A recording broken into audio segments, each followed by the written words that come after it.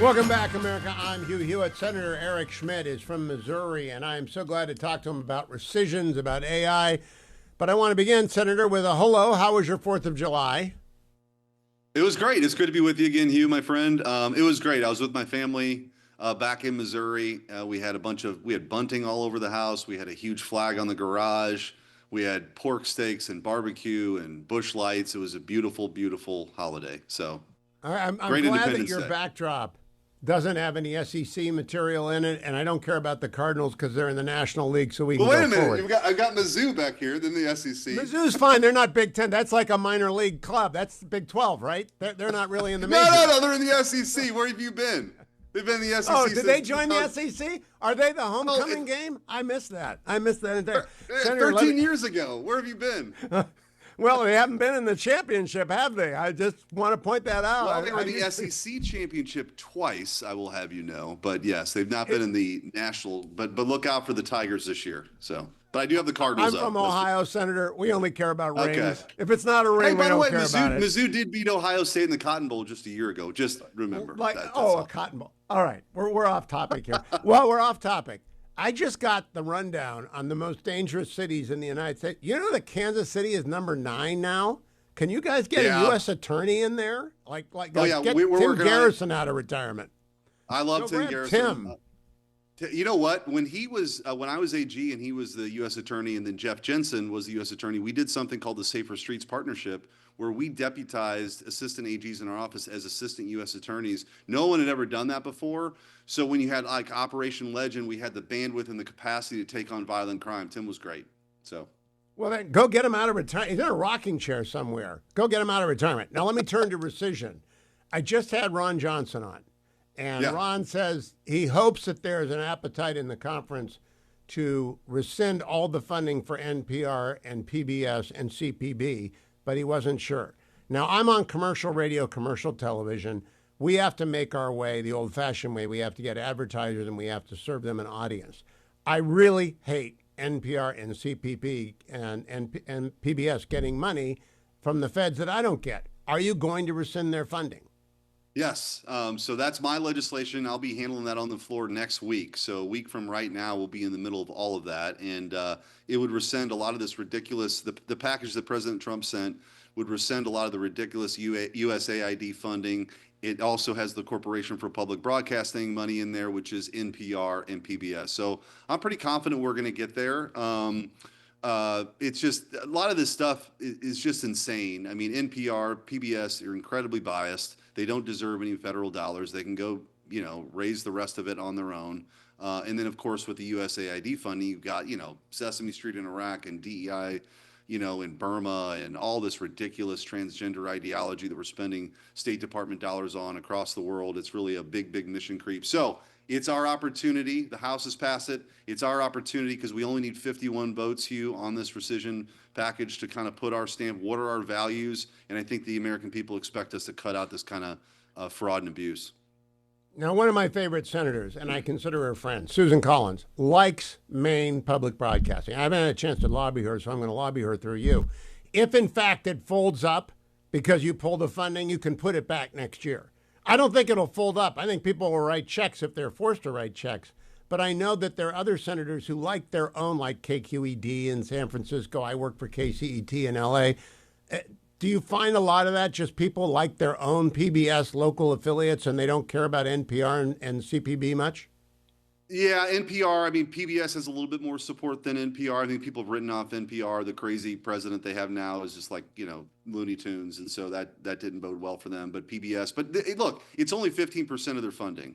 And so, look, they can, as you mentioned earlier, they can go out and find additional donors. They don't have to cut any of the programming that people like. They can decide to make different decisions. But the truth is, the bias that we've seen even with PBS now is just they just don't deserve any more federal dollars. This is a modern era. There's plenty of places to go get the money. The taxpayers are tired of subsidizing this. I think they want to get out of the broadcasting business. Amen. You will be a hero if you get that through. Now, Senator, I want to talk to you about AI. When you were the Attorney General of Missouri, you tangled with big tech a lot. Senator Cruz had a provision in the reconciliation to preempt states for 10 years. I was of two minds about it. I really don't know what to do about AI. You've probably studied it at least as much as anyone. What was your point of view on that provision and what we ought to do going forward? Because AI Unbound is really kind of scary.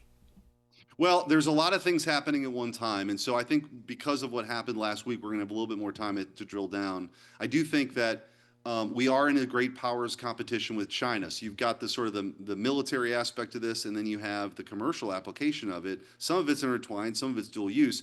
But from a military perspective, we simply cannot lose the AI race to China. That is cataclysmic, civilization defining consequences if we don't have the innovation that's happening here. I think my chief concern, because you sort of hit the nail on the head, when I was AG, we had a bunch of antitrust lawsuits against big tech, but also filed the Missouri versus Biden censorship case, where we saw just how involved big tech would be with big government to censor American speech. And so we have to be really, really careful that these big tech companies who've essentially established monopolies to a large degree aren't creating algorithms. So when you ask, Chat GPT, who is Hugh Hewitt, and you get this totally biased point of view, like Wikipedia, potentially, and that's what students are learning about.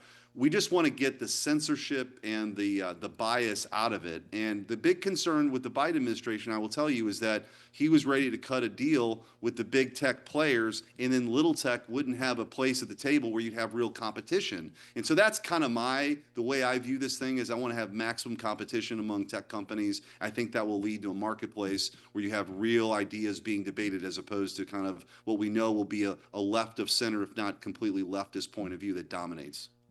Now, there's some pretty smart Democrats on this. I heard that. I heard myself say that. There are some pretty smart Democrats on this. One of them is Ro Khanna. Do you sit down with Ro Khanna, or say Chris Coons, who's my favorite Democrat? Do they work with you on this? Because this is not really a partisan issue. No, I think you're right. I think that AI, which has like many implications of what AI really is, but it's one of those issues that isn't necessarily red jersey and blue jersey yet, which is a good thing. I think this is the kind of thing. Now, when you get to, I will say, when you get to some of this speech and free speech and what's misinformation, who gets to decide, it does break out into teams a little bit more. But I still think, as it relates to the competition they're at with China, how we want to be innovative in the United States, what's that AI stack here, and how can we beat China in that regard?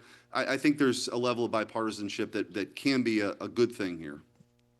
Last question, Senator. Is there any senator who is trying to advance a state interest that is inimical to the national interest here, the sort of dormant commerce clause problem that we run into in law school textbooks? Is there someone trying to screw up AI like California has screwed up car emission standards? Well, that is part of this debate, right? Because California has a regulatory regime or scheme that will be very different than Missouri's.